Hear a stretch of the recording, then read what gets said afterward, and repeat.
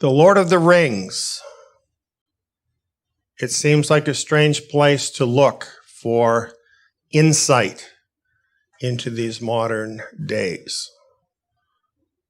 You might wonder how I come up with these things to talk about.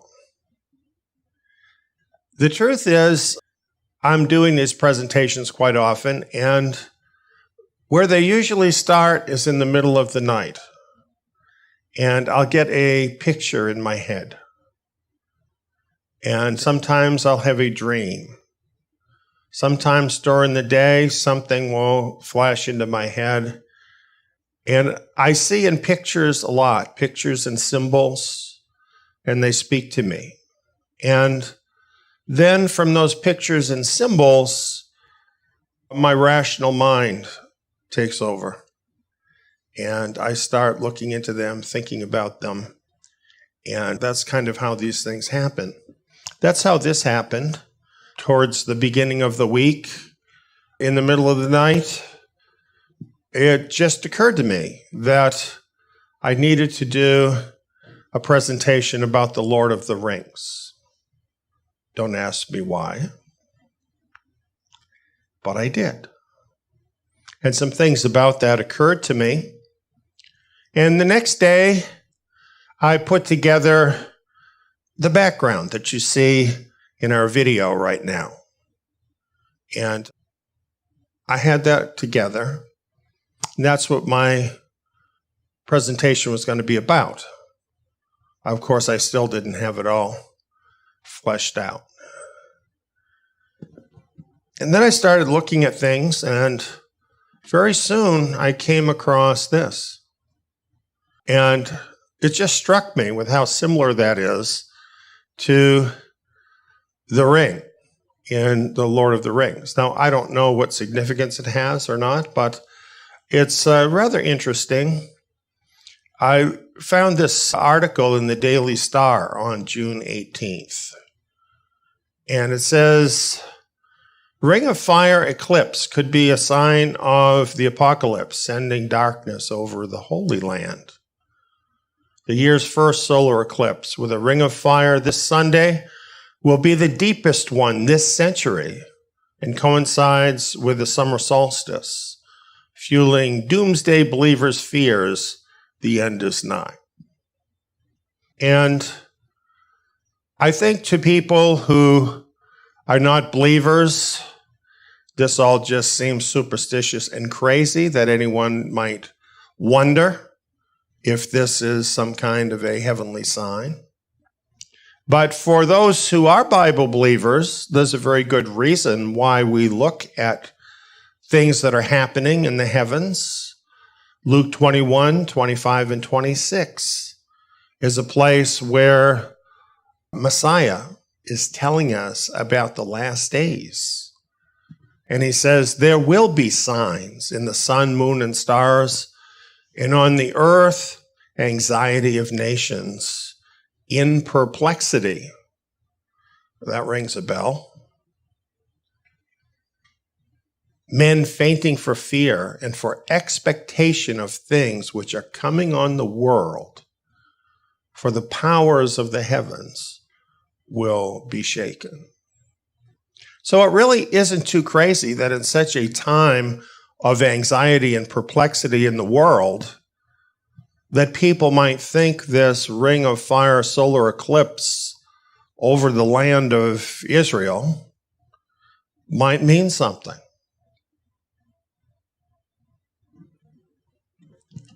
I learned from that article that there's also a lunar eclipse coming up on July 4th over America.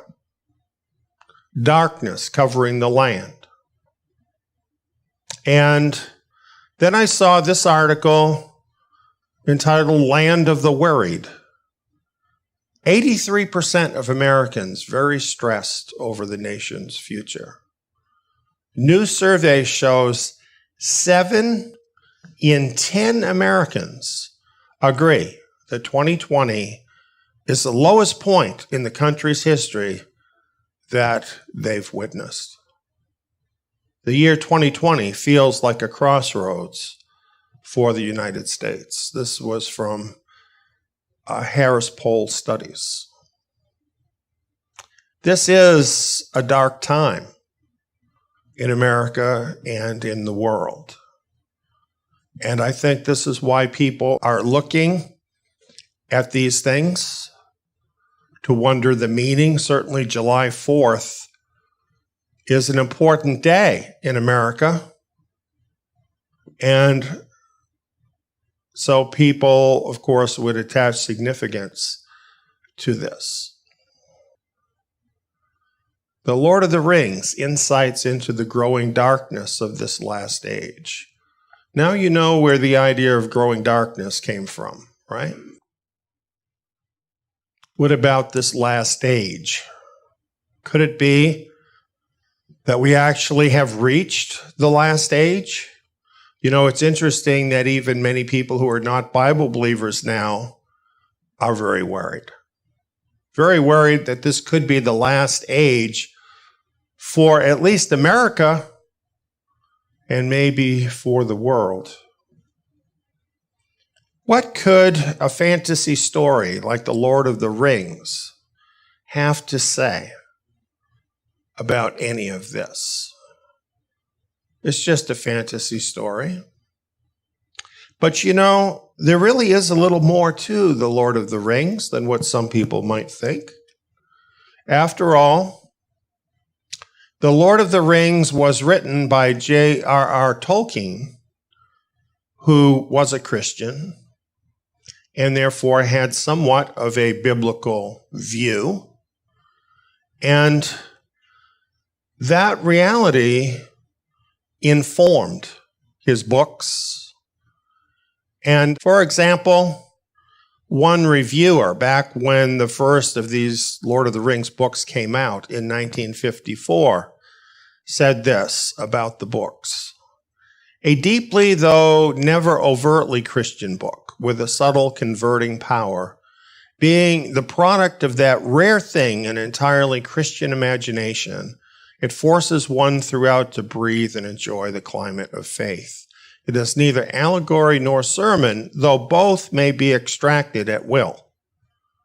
Well, since I have that invitation, I decided to do that, to extract something like allegory, something like a sermon from The Lord of the Rings, because these themes are actually in the book.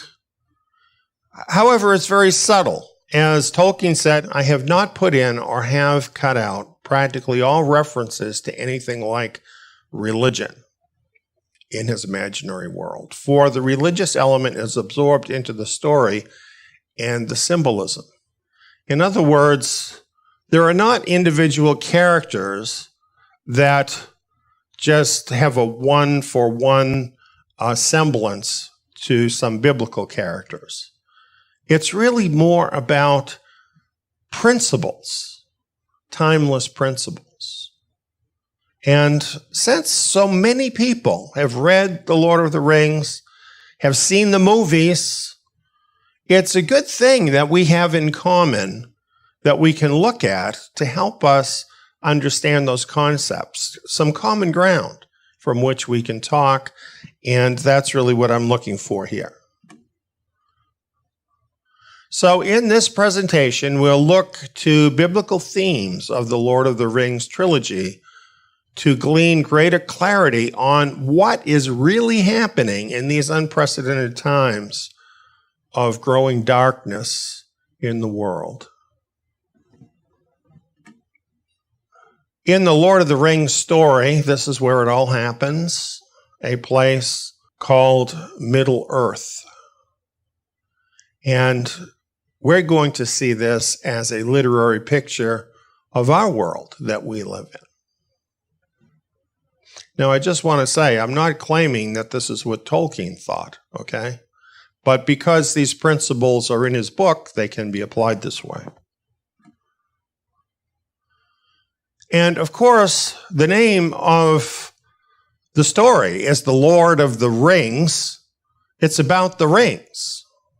So where we want to start here is considering the rings and who the Lord of the Rings is and those who wear the rings. Let's take a look at that. We have the one who is behind all of this, who has the one ring, who created all of these rings, actually had them created. He's called the Dark Lord Sauron in the stories. And he's a clear Dark Lord. And who do you think of when you think of that term? Sauron, Satan, pretty close, right? So this first ring, the one ring, number one, I have it marked here, is the ring of Sauron. And you know that mystical looking inscription on the ring? That's elfish. And this is what that inscription says. One ring to rule them all. One ring to find them. One ring to bring them all. And in the darkness, bind them. Doesn't that sound creepy? That's really creepy.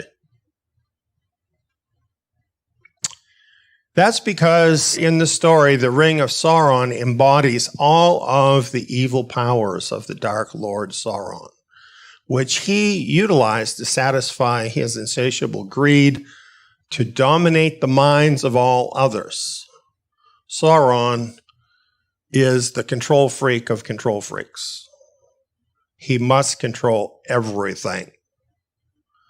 All of these mind control rings come from him. You see, people don't always get that when they watch the movie or read the books, even though that's what the books are about, is mind control. That's what they're about. Mind control. That's what the rings are about. Mind control. And all of this mind control comes from the character of the Dark Lord. You know, there's no problem, really, in looking at Sauron, looking at Satan, and seeing the correspondence. It's all about mind control. And what are the mind control powers resident in the Dark Lord and in the ring? Well, these powers include temptation, deception, coercion, emotional hooks of many kinds, and supernatural powers that people often call magic, but I'm talking about the real magic.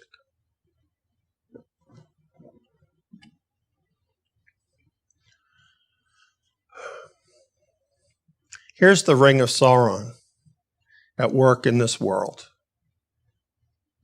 All kinds of mind control. An entire system full of mind control. 2 Corinthians 4:4 explains what this is all about. The God of this world has blinded the minds of the unbelieving. Friends, that's mind control. That the light of the good news of the glory of Messiah, who is the image of God, should not dawn on them. All of the smoke and mirrors to guard and build up his kingdom and keep people from finding and entering the kingdom of Messiah.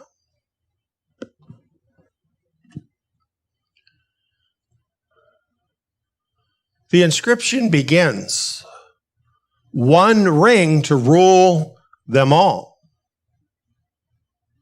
That means to rule all the other rings, rule all the people. But the rings are important because the rings define a certain order.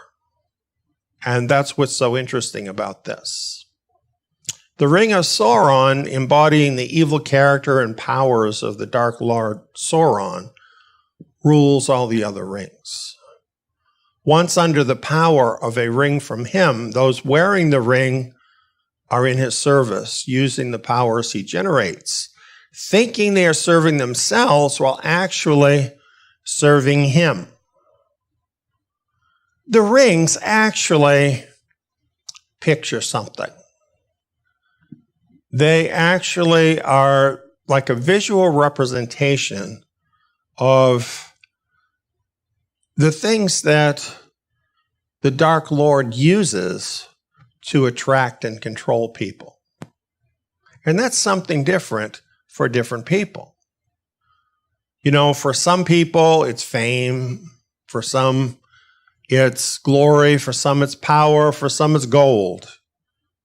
For some, it's other things which might seem very esoteric to you or me, but are the thing that is important to that person.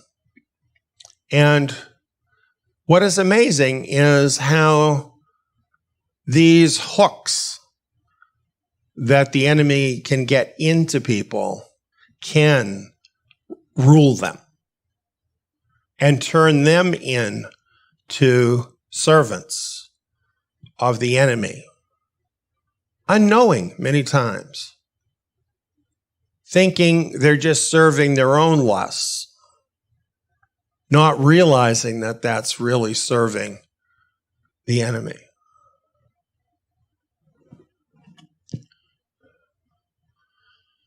Yes, we are talking about temptation.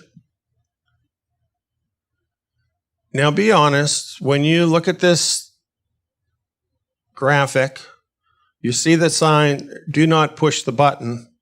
What is the first thing you want to do? Am I right? You want to push the button. You see, we already have it within us, right? In our fallen nature, we want to rebel. And the enemy knows that. And he knows what your particular buttons are. And he doesn't really want to push your buttons. He wants you to push your own buttons. That's really what he's up to. The book of James kind of explains the process. It says, each one is tempted when he is drawn away by his own lust and enticed. Then the lust, when it has conceived, bears sin, and the sin, when it is full grown, brings forth death. Don't be deceived, my beloved brothers. Yes, it is a deception, the deceptive power of sin. And Satan knows exactly what to dangle, when to dangle it, and how to accomplish what he's after. But it's really up to the individual how they will respond, and this comes across in the movie quite a few different times along the line as we look at the difference between the people who satisfy that lust for the ring and the ones that don't.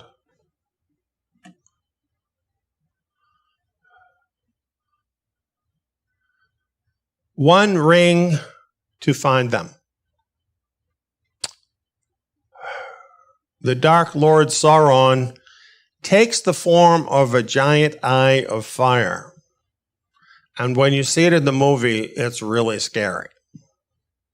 And when you see one of the characters put on the ring, and then Sauron knows as soon as that happens and finds him.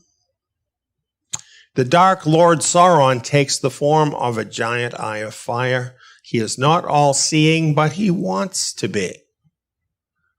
His mind control rings allow him to see all who wear them so that he can then exercise his powers over them to control them and through them others. Compare what he's doing with the all-knowing, all-seeing creator of the universe. He doesn't need all this. the creator of the universe, because he is omnipresent. He's everywhere at all times, knows everything at all times. It's his universe, so there's nothing wrong with that. The Dark Lord, who has risen up to compete with him, has to find another way, because he is not all-seeing or all-powerful.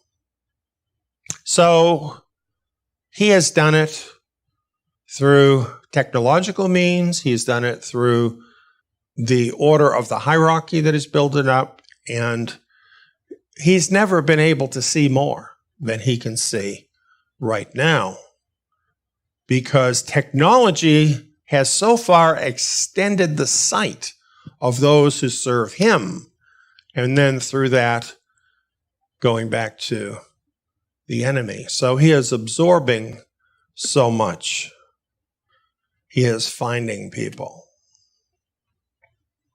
Amazon, Microsoft, Google, Facebook, and on and on.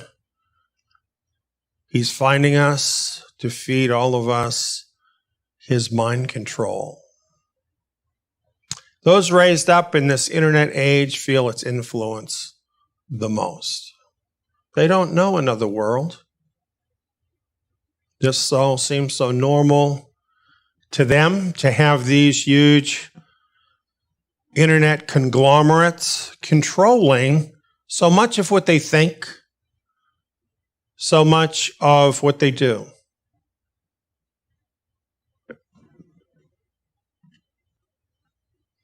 One ring to bring them all. All of this is used to control the ring wearers, in other words, those with their own particular addiction, and then use them to bring still others under his power, feeling that he uses them to destroy all who resist. Have you noticed how nasty things are getting? Have you noticed how mean-spirited the world has become? His dark kingdom is a hierarchical system, a well-oiled machine designed to constantly dominate and expand his dark kingdom. At what point does he have enough control? At what point can he see enough into your life? Infinity. There's no end. Do you see it in the world around you? Do you experience it? That's not just technology. That's the eye of Sauron. Insatiable. To bring everyone over to his side. And that's the last line. In the darkness, to bind them. When the same lies are repeated over and over again everywhere, when everyone around you believes and acts in those lies, then everything you know is wrong. This is the world we live in. We think we know. We think we really do, because we need something to go on. But what do you know? What you read in the papers, what you see on TV, what you see in the videos.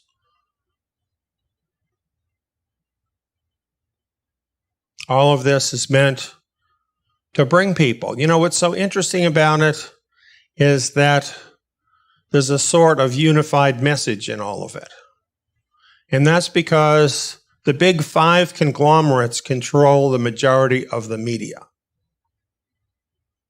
And so they're all very much in agreement with what they put out there.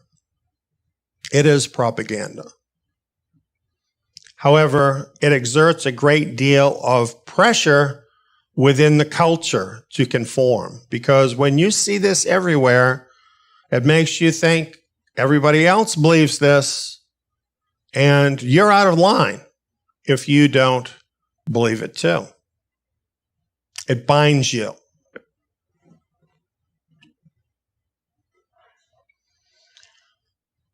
Once one has been brought under the power of the Dark Kingdom, the Dark Lord Sauron binds one in place, using the considerable powers of the system, as well as temptation, deception, coercion, emotional hooks, and supernatural powers. The system.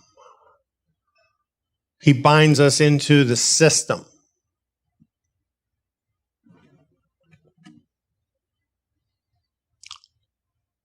He has deliberately made all of us debt slaves.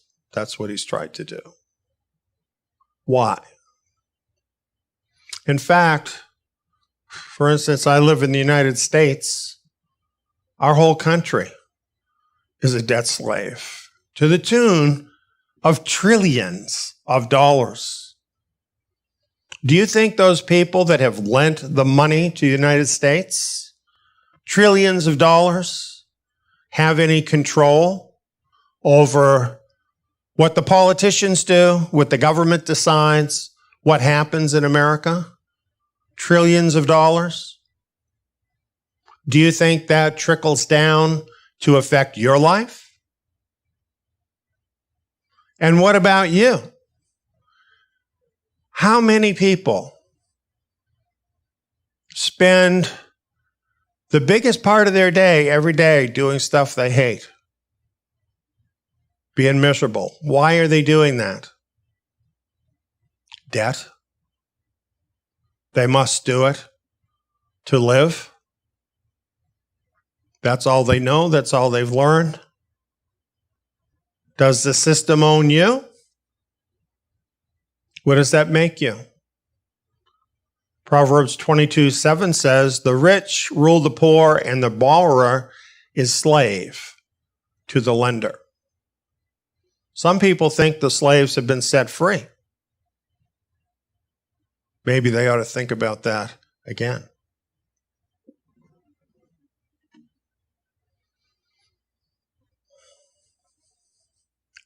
So we go now from the one ring of Sauron to the 9 rings that are worn by the Nazgul. And these are some really nasty creatures in the movie.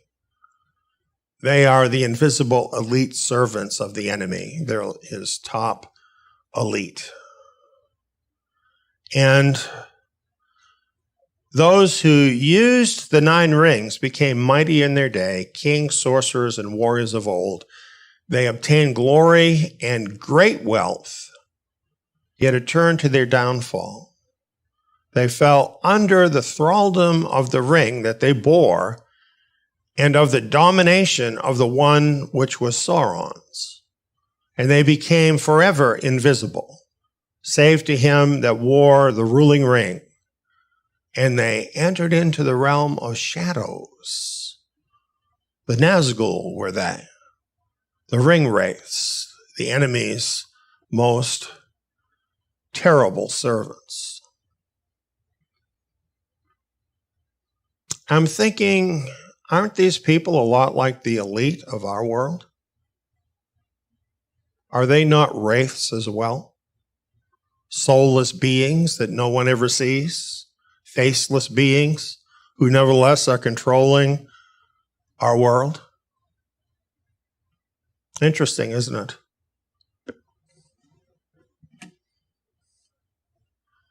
They are behind all of this. Most of us probably don't even know who all these organizations are. So I'll use a little shorthand. This is all the organizations of the global elite, established by them to set the standards for the world, to set the direction of where the world is going, to control your life and mine, and to get all of us to agree to it, which so many people, unfortunately, do without even realizing the opinions they hold are not their own. They have come from the invisible elite through the channels of communication that are all around us, then echoed through the culture in this echo chamber that we all live in. which then changes us all into the course, the direction, and the way in which the elite would have us go. You know, things that used to be considered conspiracy theories now are coming to light, and more people see it because the evidence is actually so great as to where this has all come from. And yet, most of these people who are involved are nameless, faceless people, even though they have so much power.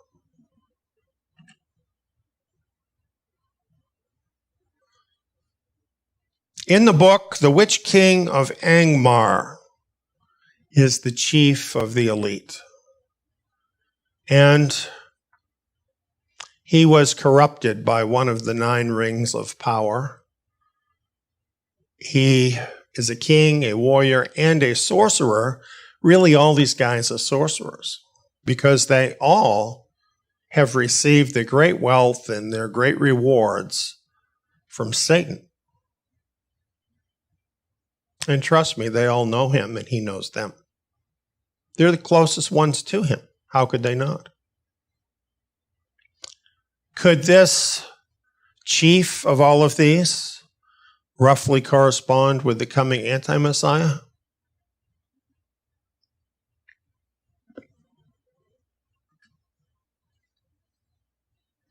Thessalonians 2, 9, and 10 talks about him, the coming anti-Messiah.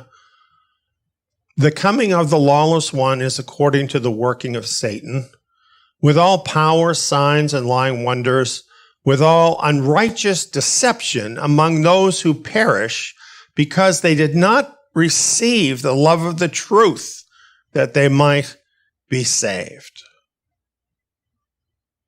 Oh, he comes in sheep's clothing, at most by that outward presentation, just like the world system.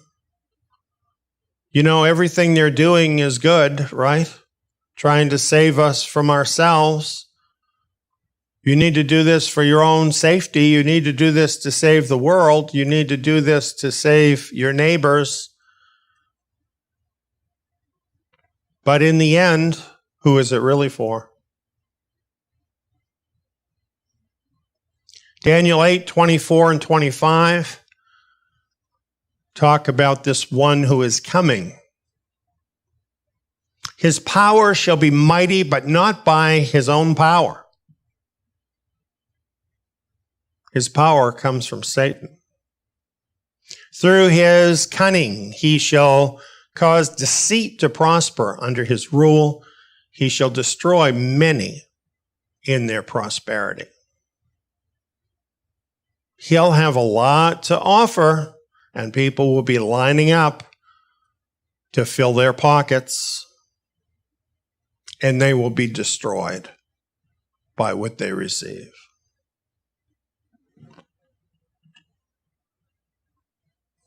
Then we have Kemul, the second chief of the elite Nazgul. You know, I find this interesting, the difference between the Creator and Satan. When the Creator chooses someone, say for instance when he chose Noah, he didn't have a backup. He didn't have a number 2. When he chose Moses, he had no backup. When Moses said, well, I don't want to do it, he said, you're going. He doesn't need a plan B because his plan A is perfect. Satan needs a plan B because his plans aren't perfect, even if they're pretty effective most of the time. So he's got someone else waiting in the wings,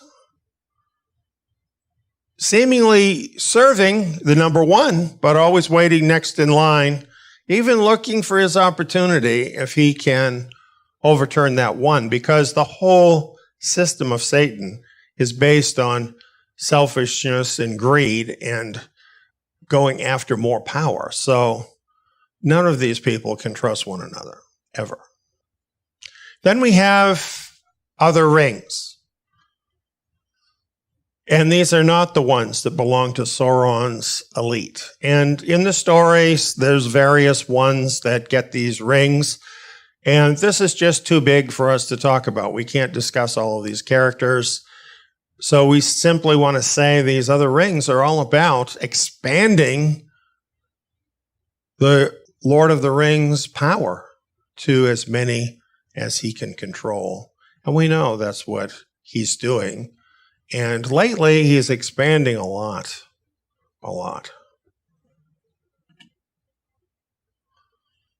The Dark Lord controls the masses through the same methods he uses on everyone. Temptation, deception, coercion, emotional hooks, and supernatural powers.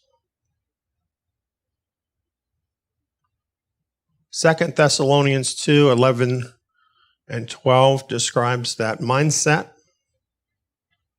God will send them strong delusion that they should believe the lie, that they all may be condemned who did not believe the truth but had pleasure in unrighteousness. You see, sometimes people wonder, how come God doesn't do something about this? Why doesn't he stop these people from deceiving the whole world? And what we find in 2 Thessalonians, it's the will of God to give them the opportunity to do their worst, to deceive you. To find out, do you love the truth? Do you take pleasure in unrighteousness? Or are you going to choose to seek out the truth like it were gold, but more than gold, and to seek out the righteousness that he offers? You see, it's his way of separating people. And on this earth, which way do you think most people go? It's not surprising that Satan feels so successful, because most of the time he really is.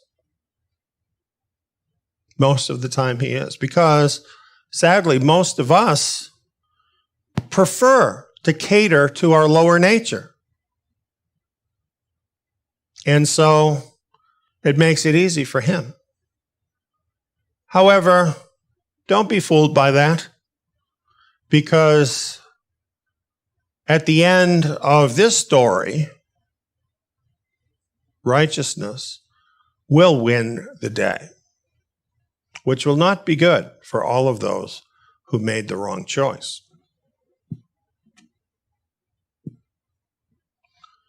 Well, this brings us to the war, raising up the orc army. And in The Lord of the Rings, you have this happen. There's this growing darkness, and even though Sauron has what seems to be a perfect plan, he knows that not everyone will submit.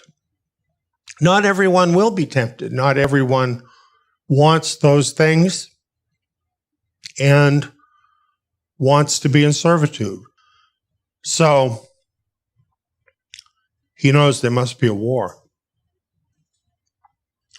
His lust for control of every person is too great for him to let any be free.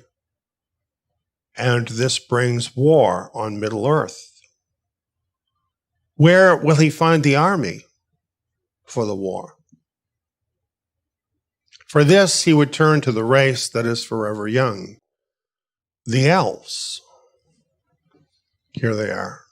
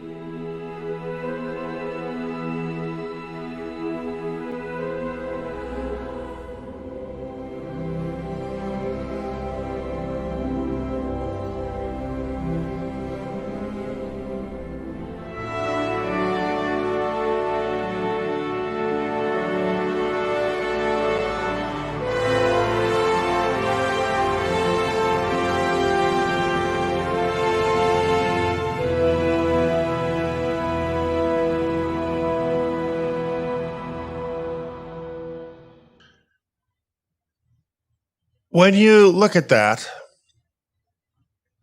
you might wonder, why would people like this, with a beautiful idyllic life and a beautiful idyllic place, ever want to become part of Sauron's army? Well, the truth is, they wouldn't. So he has to use the powers of the ring to turn some of them, not all of them, into his army of darkness. This reminded me of 1 Peter 5:8, where we're warned, be sober and self-controlled, be watchful. Your adversary, the devil, walks around like a roaring lion, seeking whom he may devour.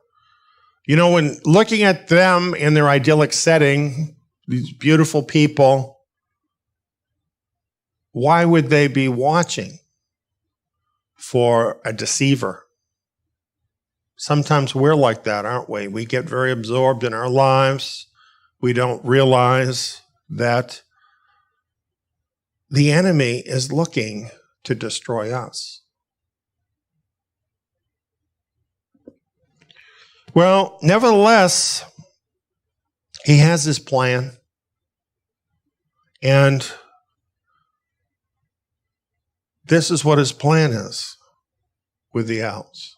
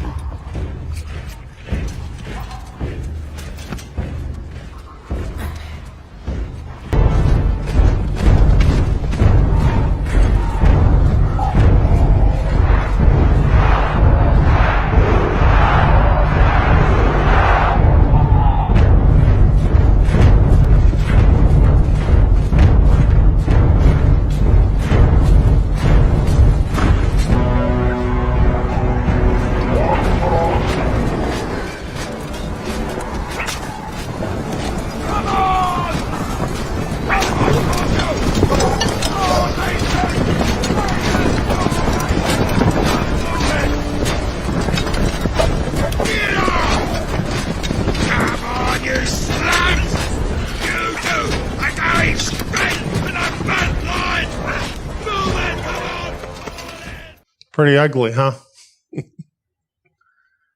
You know, this is the thing about a fantasy or a movie. It depicts inner realities in something you can see with your eye. And it's rather amazing when the plot reveals that these ugly and nasty orcs actually were created from the elves. Couldn't be more different, right? And when I look at this and I see these beautiful young people who, by the way, are forever young, they're immortal. And this reminds me of the young people, because there's always a new generation of young people. In that sense, they're forever young. There's always new ones. And it is the young, in all the decades of my life, who have been targeted for conversion into the army of the Dark Lord. This has been going on for decades. These are the people they target. And turning the elves into the orcs is like turning these beautiful young lives into this other thing that we've been seeing going on with the young people. Who is it that's burning down buildings? Who is it that is shouting obscenities at police officers and doing worse? Who is it that have become lawless mobs? Is it not, by and large, the young people? Don't you wonder how that can happen? You know, I happen to be blessed with some wonderful young people in my life. I think that's such a beautiful time in life. You know, young folks are filled with so many good things, so many good characteristics, so much wonderful life, curiosity about things, and they're always finding every day new characteristics in their life and virtues that they can share with others. That's what should be normal for young people, and is for a lot of them.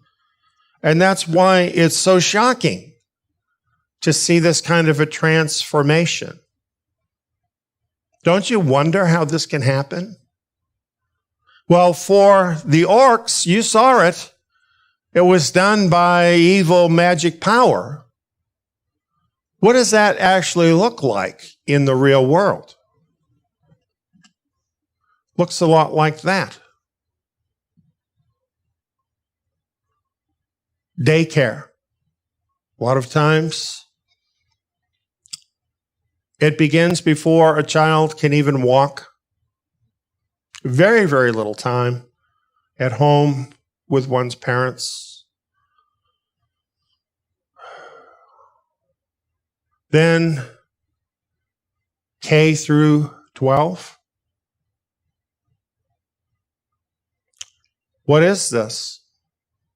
Could this really be the Dark Lord's indoctrination center that people are taking their kids to, thinking they're preparing them for the future? Yeah, they are preparing them for the future, the devil's future.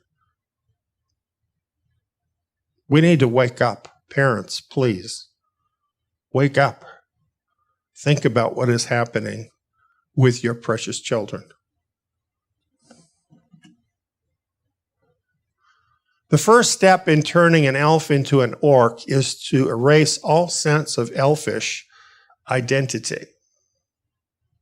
You see, if these elves had any sense of who they were, who their families were, where they came from, what they were about, would they ever be tempted to even be involved?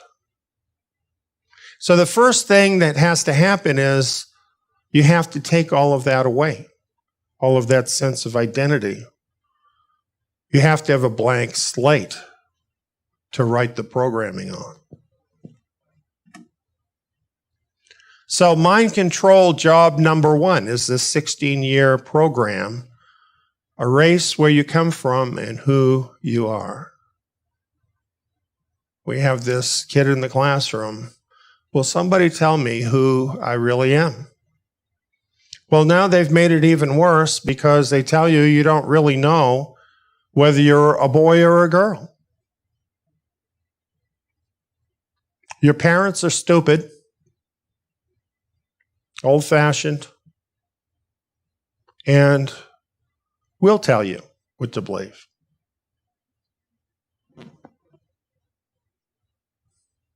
Proverbs 22, 5 through 7, I think, is a good verse to think about while we're going through this. It says, "Thorns and snares are in the path of the wicked. Whoever guards his soul stays from them." What a good principle. Stay away from the wicked. And I would add, keep your kids away from the wicked. Even a bigger thing. Train up a child in the way he should go, and when he is old, he will not depart from it. That's your job as a parent. God has given that to you as your job. Don't farm it out to somebody that's going to teach your kid how to become a communist. Some educators, many educators, are very worried about their experience as educators. Inevitably, when people start out as educators, they think it's going to be a great thing. They think they're going to be able to have a wonderful influence on the youth and help to prepare them for the future. And of course, this is what should be happening.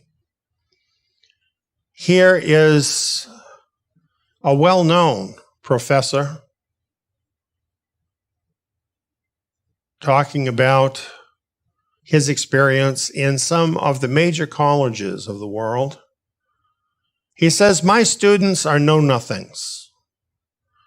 Their brains are largely empty, devoid of any substantial knowledge that might be the fruits of an education in an inheritance and a gift of a previous generation. They are the culmination of Western civilization, a civilization that has forgotten nearly everything about itself, and as a result has achieved near-perfect indifference to its own culture." This is the big difference, I think, between baby boomers and my generation and younger people. You know, people of my generation, we actually learned something about the world we came from. And we knew something about the history of the country we're from and about the sacrifices that people made along the way to make the country what it is. And whether we liked all those people or not, we all recognized that was part of the story that brought us here. And we had respect for that. Now the attitude is burn it all down. It means nothing because the generation that is being pushed in this direction doesn't have those kinds of connections. They don't have a historical past. And what historical past they do have is so distorted that they are ashamed of it. And so just feel even more like burning it all down. This man is taught at Princeton, Georgetown, and Notre Dame. These are not thought of as like Berkeley or something, right? He goes on, "We have fallen into the bad and unquestioned habit of thinking that our educational system is broken, but it is working on all cylinders." Do you get that? It's doing just what it's planned for it to be doing. So we're seeing our kids, so many of them, graduating from high school, and they can't even effectively read, let alone tell you anything about history. What our educational system aims to produce is cultural amnesia. It's all about diversity, social justice today, even though they don't really know what that means either. It goes on, our students are the achievement of a systematic commitment to producing individuals without a past, for whom the future is a foreign country, cultureless ciphers who can live anywhere and perform any kind of work without inquiring about its purposes or ends. Perfect tools for an economic system that prizes flexibility. The current fad of diversity signals thoroughgoing commitment to decultured and relentless homogenization. Is this not exactly what you would want out of a mindless slave? The system is giving the elite exactly what they're paying for.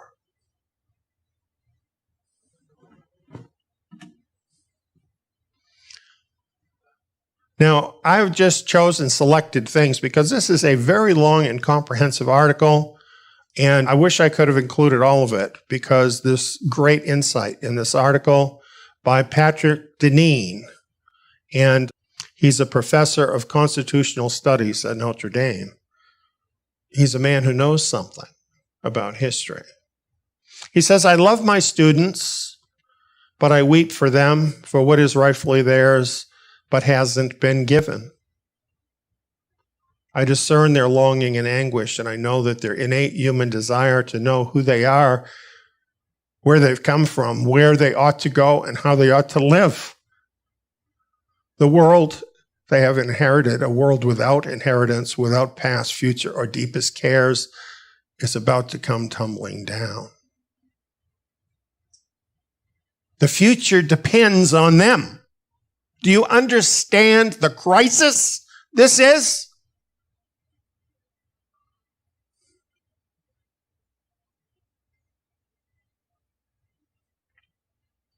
It has been a long-standing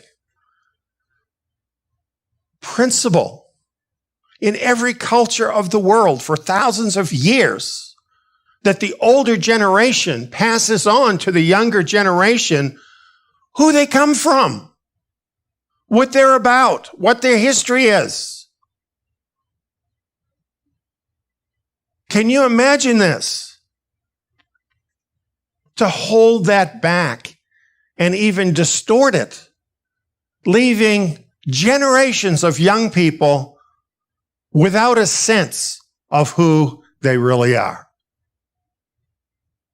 This may be the biggest crime of the world's elite.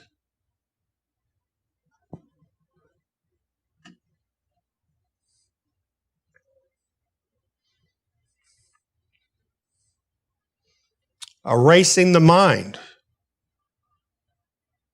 denying that sense of understanding of where one comes from and who one is.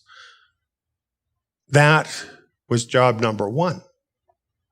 Job number two in this mind control plan is to teach your children, you're smart, your parents are stupid. And that's what it seems like to the kids. How much time are they learning from their parents compared to the time they spend learning in school? If the parents are farming out their kids to the school to teach them, what does that imply before you even get to anything else? Doesn't that imply that the parents feel that the school is smarter than they are? That the school's opinion, the teachers there, is more correct than their own opinion?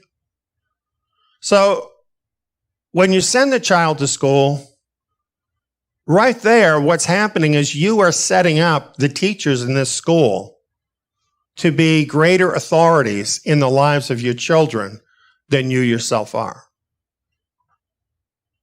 Nevertheless, natural ties are very powerful. And to whatever extent you are able to spend time with your children, talk to them about real things, teach them about real things, they know the difference between being loved and not being loved, and that matters. So this is a problem for the mind control system, and they realize they've got to neutralize the parents. Because if the parents are taken seriously, their experience and common sense could blow the whole mind control project. And for some, thankfully, it does.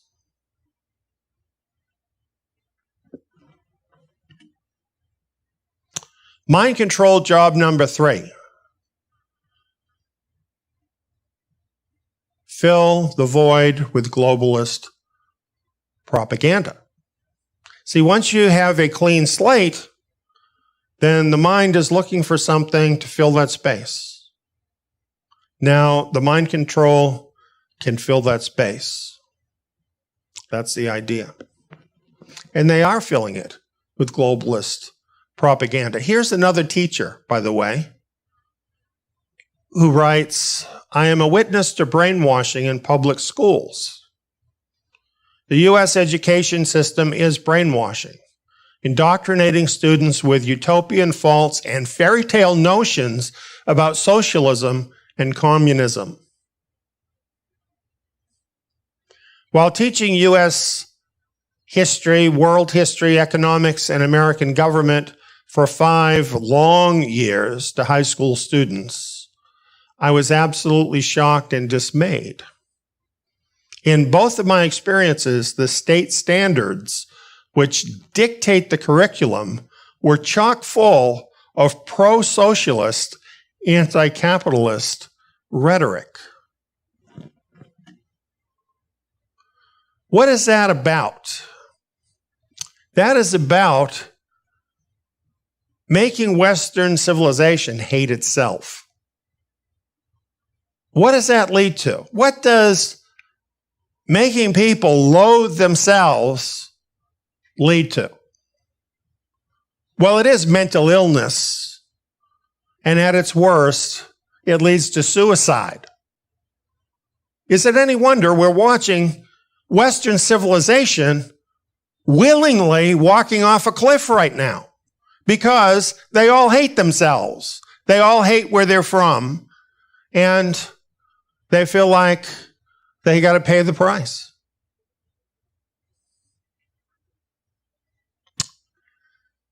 Mind control job number 4. Reinforce the globalist propaganda everywhere. Why? Because everyone everywhere can't be wrong.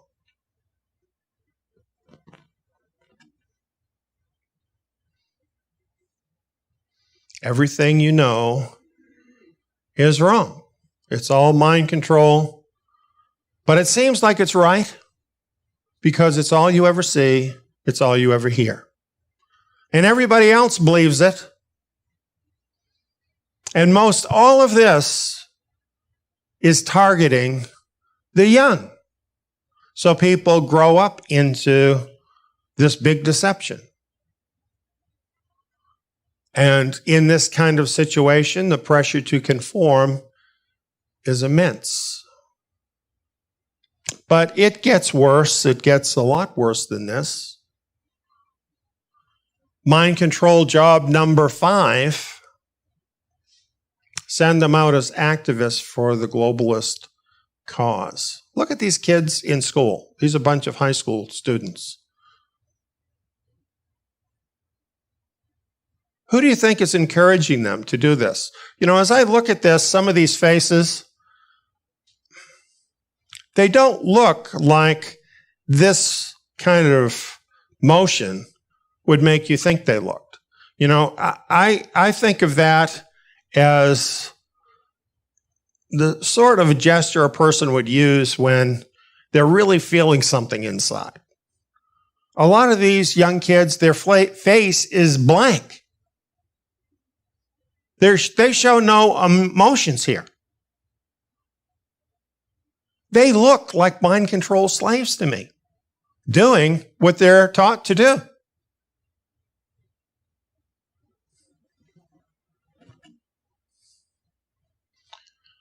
Now, in talking about all of this about school, all of this about mind control, I don't want to be misunderstood, because I don't mean to be criticizing the young people. This is not a criticism of the young people, because they are victims of this system. It is a condemnation of globalists who are using these young people, who are doing this to them. And personally, I resent this deeply. I think we all ought to.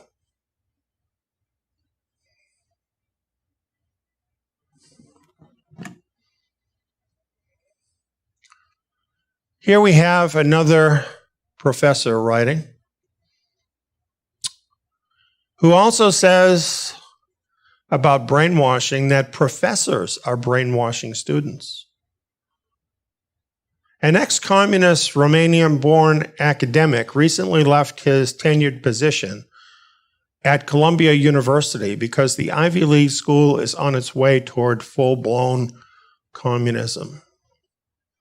According to the National Association of Scholars, out of nearly 9,000 professors from 51 of the top-rated schools, the number of liberal, socialist to conservative communications faculty members is 108 to 0.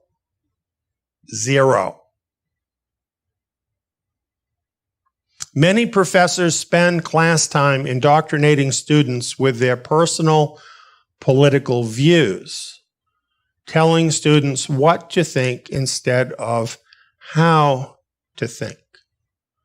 He lamented over the liberal bullying going on in classrooms. Any conservative influence left by their parents at home is no longer an obstacle for these masters of indoctrination. There is such an atmosphere in these colleges that is oppressing these students and forcing them into this way of thinking. Allowing schools to tell students what to think rather than how to think can be construed as brainwashing, not teaching. An agenda where opposing views are shouted down leaves us with one generation after another tilted in the direction of socialism. You know, doing this study for this presentation, although I knew a lot of these things, really was explaining a lot for me, because I've watched videos. I'm very interested in what's happening with young people, and I've watched videos about people going in to speak on college campuses, and in some cases sharing a view that is not a popular view, but isn't an evil view. It's just a different point of view. And watching these young people scream at them, holler obscenities at them, and tell them to shut up, and making it absolutely impossible for any other point of view to ever be spoken. This is un-American. You know, I'm not like a big political person. I'm not a big flag-waving kind of person. But I do know what it is to be an American, because it's written in our Constitution. America is supposed to be about freedom. One of those freedoms is the freedom of speech. That's how you get things done, friends, is you talk it out. That's all gone now. It's all about drowning out the other person, not allowing them to be heard. That's what's happening. And who's behind it? The professors in college, the teachers along the way, the system that is behind them, ruining these young people, so many of them. You know what is so amazing? What I find so amazing is that despite this incredible onslaught of mind control, there are as many young people as there are who break free from all of that. It's absolutely incredible, and much to the credit of those who are able to do that. But I still feel very sorry for the ones who are not.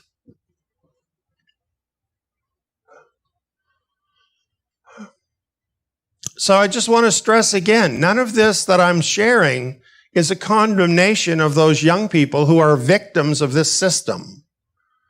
It is a condemnation of the globalists who are behind all of this to turn them into slaves to work their system, an army they can use to bring in their global government. So we wonder, after these decades of brainwashing the young, just how successful has the Dark Lord been in raising up his mind-controlled army?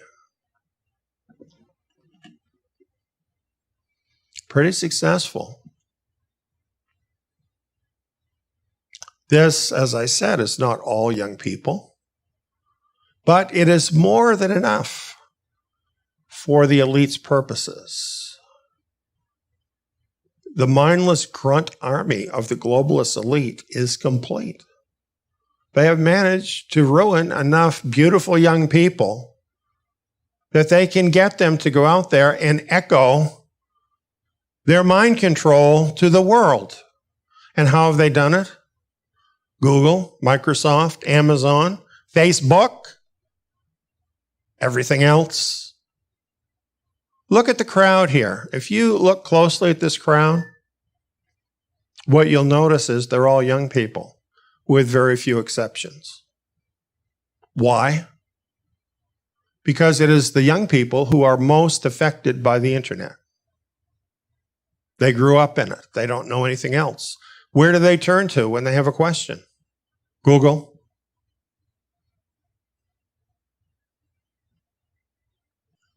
And where has it brought us? Well, here's what I found looking at studies about this. The Victims of Communism Memorial Foundation 2019 annual report on U.S. attitudes towards socialism, communism, and collectivism. One of the things in this report, 70% of millennials say they are likely to vote socialist. 70%. You wonder why they think differently than you do? Only about half of millennials believe the Declaration of Independence better guarantees freedom and equality over the Communist Manifesto.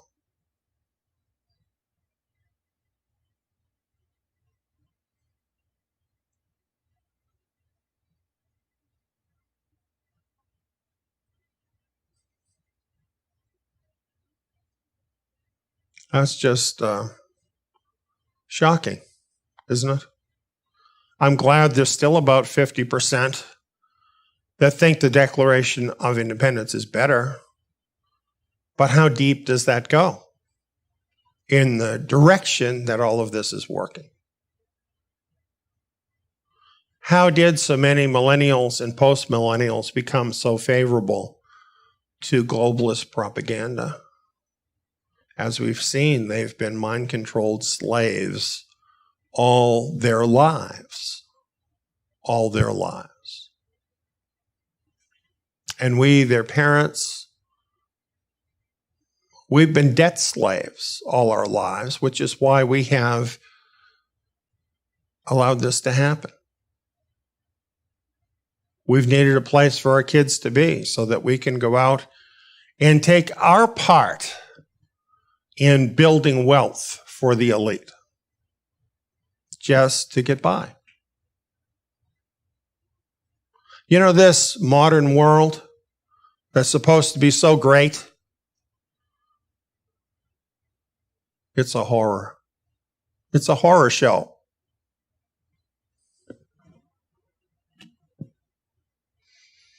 How does the mind control program spanning the decades translate into an army for the Dark Lord's globalist plan?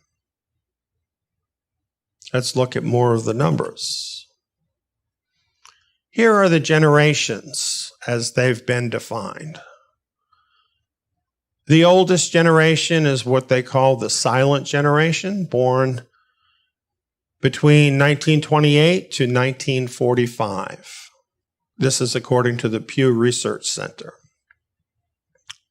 My generation, the baby boomer generation, are the generation that was born between 1946 through 1964. Generation X in this chart are the people born 1965 through 1980. And the millennial generation were born in 1981 through 1996. The post-millennials are not shown, but now they too are growing up and will have a growing effect on the world. As we look at the births underlying each generation, we see that the baby boomer, and the reason they have the name, big generation, and the other generations, Generation X, is less. Probably because during that time there's a lot of emphasis on women going to work in the workplace, and that reduced time in the family. That ended up reducing the number of children. The millennial generation rebounded in size. And then we have the post-millennials, which is roughly the same as the millennials in size. Now, here's the interesting thing that I want to bring to your attention.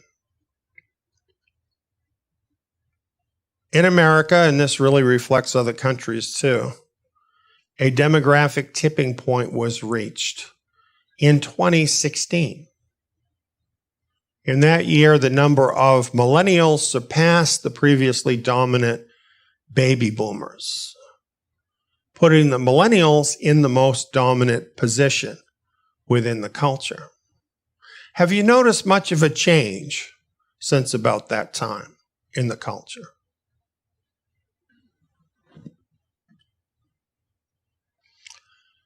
The lead of the millennials over the baby boomers since then has been growing exponentially. You see how they don't really need to add many people because the older generations, the silent generation, the boomer generation, is declining pretty rapidly. The millennials and Generation X together already form the dominant bloc in society.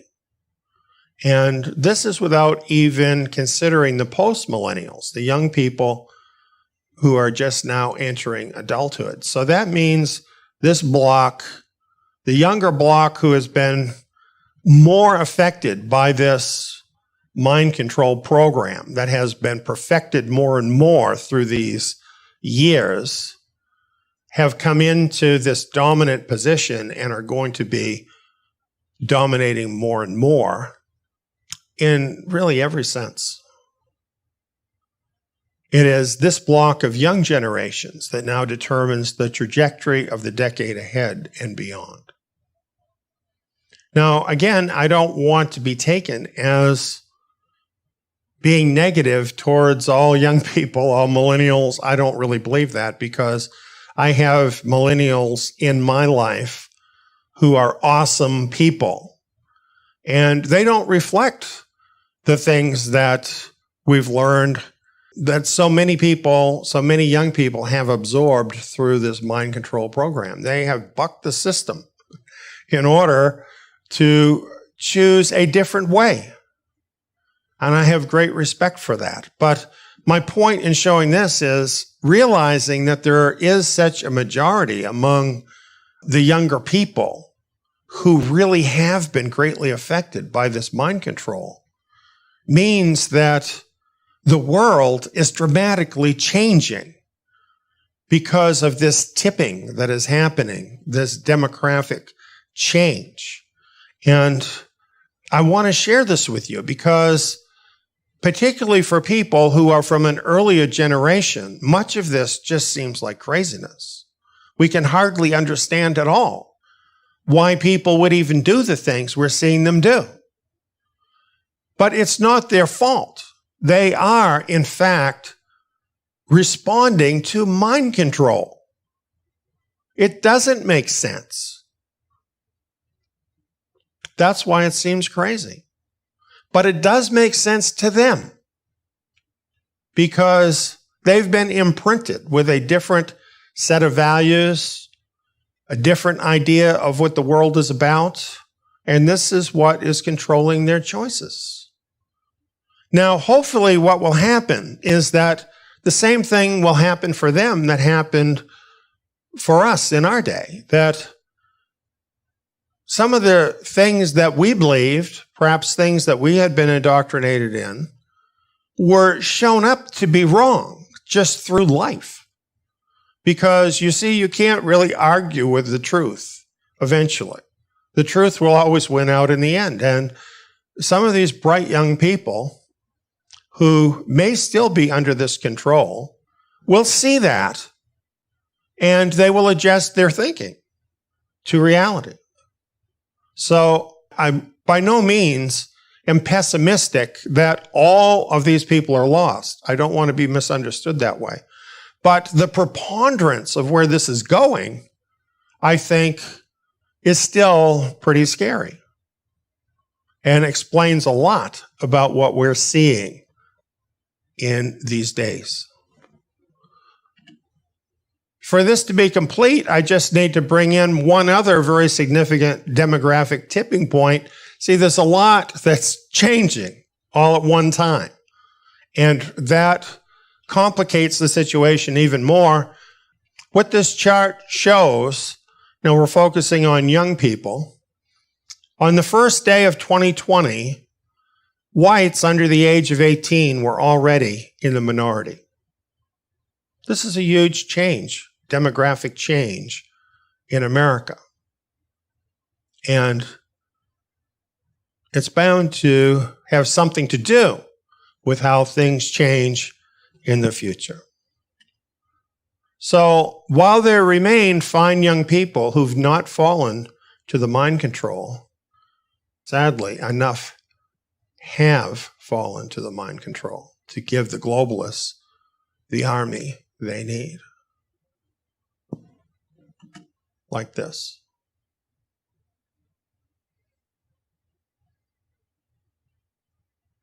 These ads have really been run. In some of these riots, one of the things that was in the news is that in each of these cities, there were piles of bricks delivered into place. That's not cheap. That costs a lot of money. It takes a lot of planning. Now that they have created their anarchist army, what do you think? Do you think they're going to stop? Who has the real power in America? What does it tell you that nothing has been done significantly to stop these riots or to change the trajectory that all this is headed in? Who has the power? I watched a presentation the other night by a very frustrated commentator, well known, who was really angry at the Republicans because they're all too afraid to stand up and do anything about the lawlessness, the violence, and even the murder that has been taking place during these riots. Who has the power? The elite army. Clearly, is occupying the superior position at this point.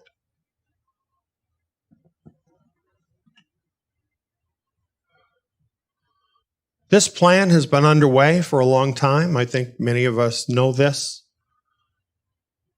David Rockefeller was one of the elite, very much at the center of this, and his famous statement was, all we need is the right major crisis, and the nations will accept the New World Order.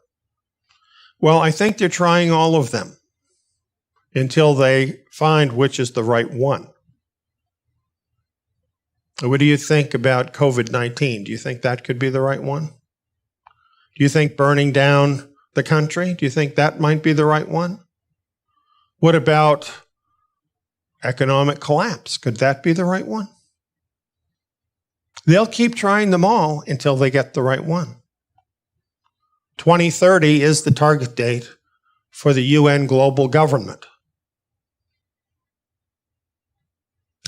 What do we have ahead of us? A rising darkness, very similar to what we see in the Lord of the Rings stories. A rising darkness. A horrible decade is ahead of us, culminating in an even worse time. Boy, I'm so cheery, aren't I?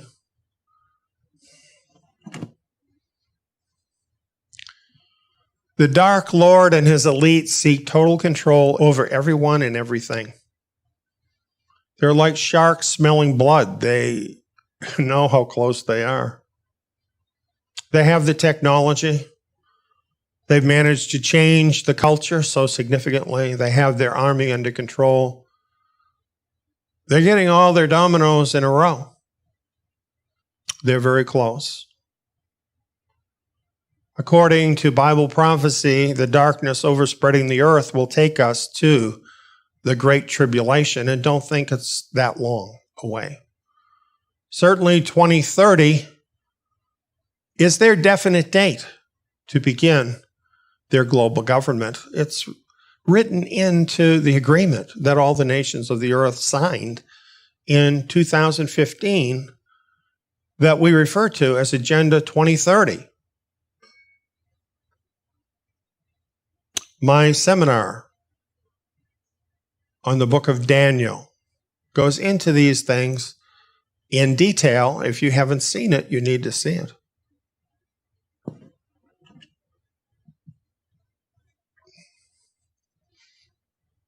What will you do in the face of the growing darkness? Will you just ignore it and think your life is going to go on as normal? Or will you realize there is a battle between white and black? I don't mean that in the racial sense. Light and darkness. I mean that in the spiritual sense. What side are you on? What side will you be on? What will you do about it?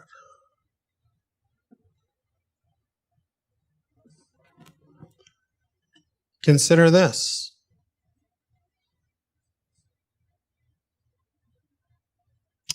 I am not a wizard.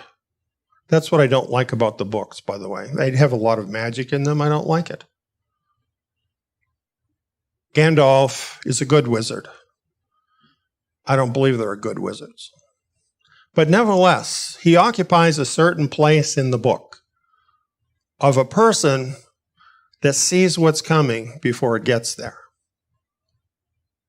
Who knows what to do? And in that respect, Messiah has given me sight to see what others don't see. I've seen these things ahead of time. I saw what's happening now decades ago, back in January, at the beginning of the year, when articles were coming out saying what a fantastic decade we were entering into. In my newsletter, I had a picture of a roller coaster going into fire, telling you just how rough this was going to be, that we were going to be facing a series of shocks. Then what happened? Exactly that. I see things before many others see them. I saw this time decades ago, wrote about it, and now it's here.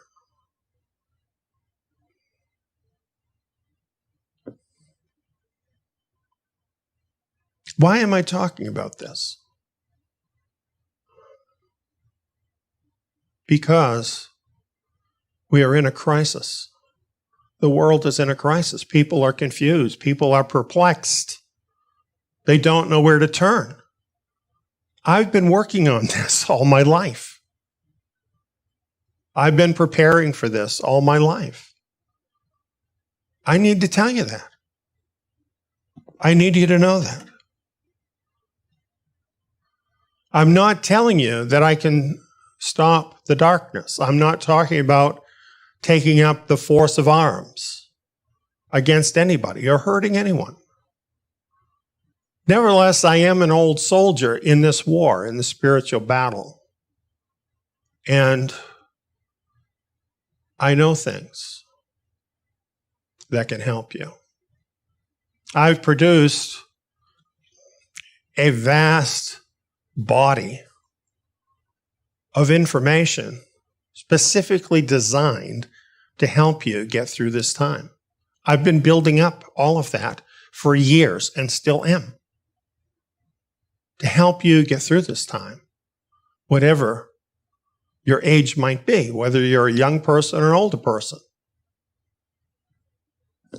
I do want to say that in view of what I've just been going through and the burden involved in actually considering what is happening with our younger generation, I feel right now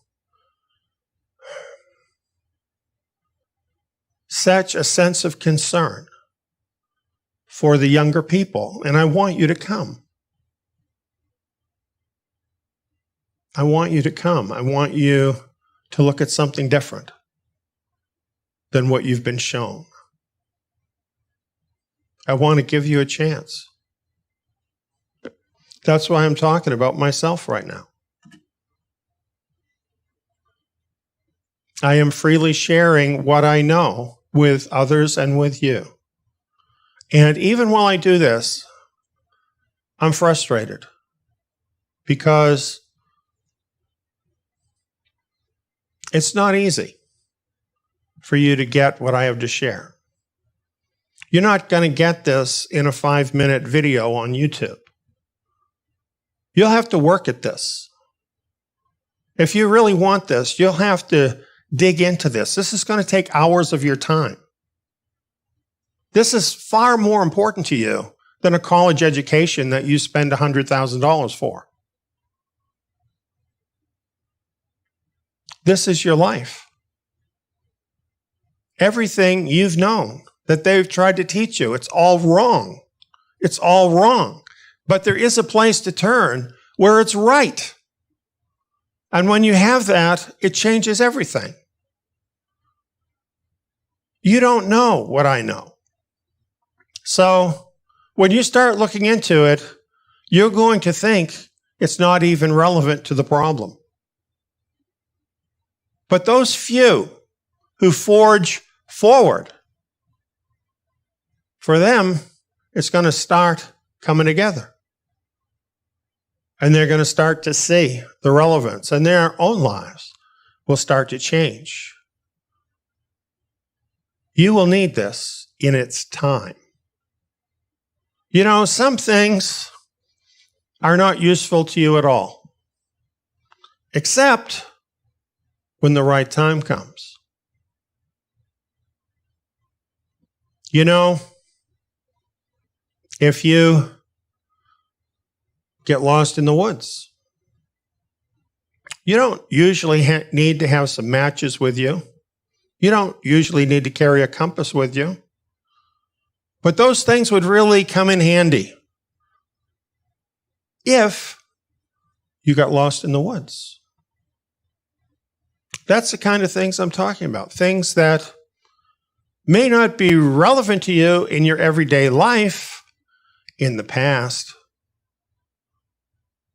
but with what is coming upon the world, very relevant. Things you need. You need to get those things now. You need to have them when you need them. That's what I'm telling you.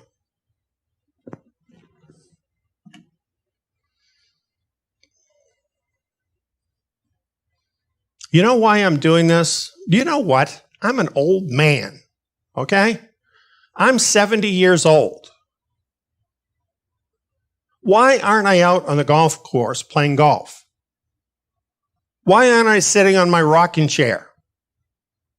Do you know? It's because I care. And it's because you need me. Because I've spent my whole life to bring me to this point. So I have a place in this battle that can make a difference for others. And I have a motive. I'm committed to the one true king, the real king, who will come to win this war. So I'm under no delusions that I can win it, that I'm that person that's going to save the world. No, I'm not that person. I am the person that can help other people make it that far to be here when that happens.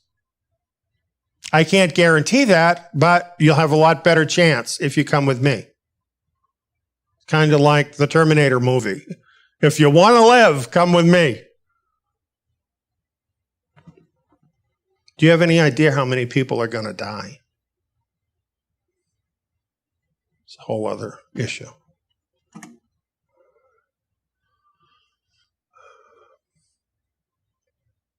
When I speak about my king, I'm not speaking about King Aragorn, the fictional king of Lord of the Rings. There's a lot about him that does illustrate certain aspects of Messiah. But no other king in a book or in real life could even come close to who the real Messiah, the Lord Yeshua the Messiah, actually is. He is the only answer for this world. If he does not return and take up his rightful rule over this earth, you're doomed. It's that simple. All of my hope and trust is in him. That's where I'm coming from.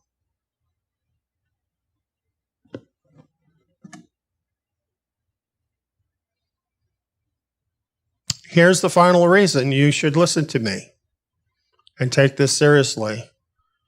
Because he it was that sent me to you.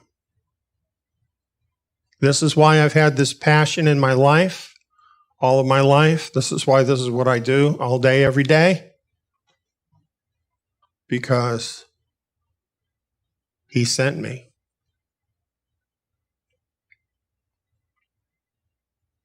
Daniel 12, 9 and 10 are of interest. For the words are shut up and sealed until the time of the end. Many will purify themselves and make themselves white and be refined. But the wicked shall do wickedly, and none of the wicked shall understand. But those who are wise shall understand. Are you one of the wise or one of the wicked?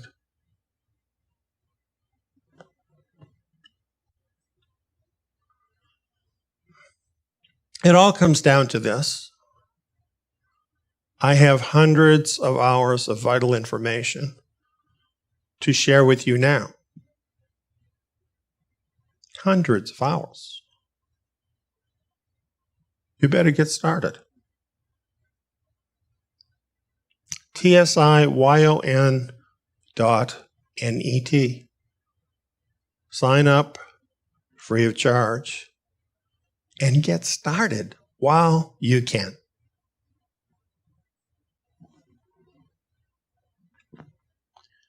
That's the Lord of the Rings, insights into the growing darkness of this last age.